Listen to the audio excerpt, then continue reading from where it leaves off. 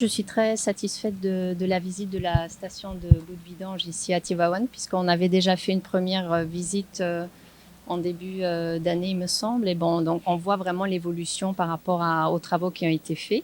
Je suis aussi satisfaite de voir un peu la station en activité, de voir comment les bouts de vidange sont dépotés et comment en fait, elles sont transformées et valorisées ici à l'intérieur de la station. Donc les explications étaient très intéressantes et c'est en lien aussi avec l'engagement du gouvernement du Luxembourg de mettre en place des projets innovants comme celui-ci qui a été financé donc par le Luxembourg en faveur donc de l'organisation GGGI dans le cadre d'un projet qui était en cours, bon, qui vient de finaliser, mais donc on est assez satisfait de ce qu'on a pu voir ici aujourd'hui, donc financé dans le cadre du projet d'une valeur donc on avait financé sur base de 3 millions d'euros et qui incluait 3 composantes, dont celle-ci, donc la gestion des déchets de bouts de vidange. Bon, voilà, comme je disais, c'est en lien avec les engagements du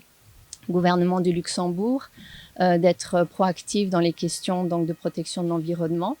Et je pense que ce projet est un projet pilote qui pourra donner en fait de la matière pour des projets basés sur un même modèle. Je pense la valorisation des déchets et comment les transformer et comment mettre en place, sur base de la valorisation de ces déchets, une économie circulaire. Donc rien ne se perd, tout se transforme. Donc je pense que ce modèle est assez intéressant et il faudra davantage voir ce qu'il en est ressorti en termes de bénéfices pour voir s'il est réplicable dans le futur et pourrait éventuellement être aussi pris en compte dans les engagements futurs du Luxembourg.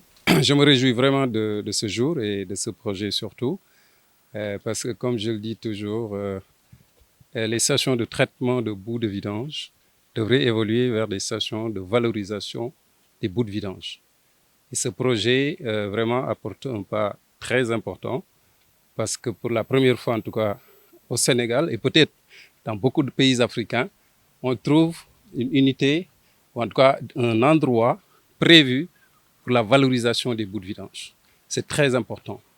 Mais au-delà de ça, ce projet a permis de réhabiliter tout le système de pompage et de séchage des boues. C'est un élément également déterminant pour une bonne exploitation d'une station de ce type. Et enfin, ce projet s'intéresse également, disons, à l'écologie en termes d'énergie solaire.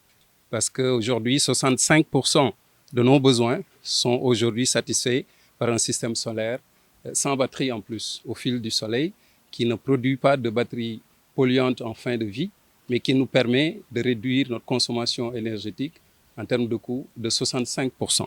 Donc, en gros, ce que je peux dire, c'est que c'est un projet qui doit faire exemple pour toutes les autres stations de ce type au Sénégal, mais aussi en Afrique.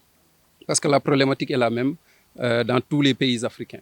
Donc l'ONAS, GGGI et le Grand-Duché du Luxembourg, pour moi, viennent de faire un pas très important vers ce changement de paradigme, passer du traitement vers la valorisation des bouts de vidange.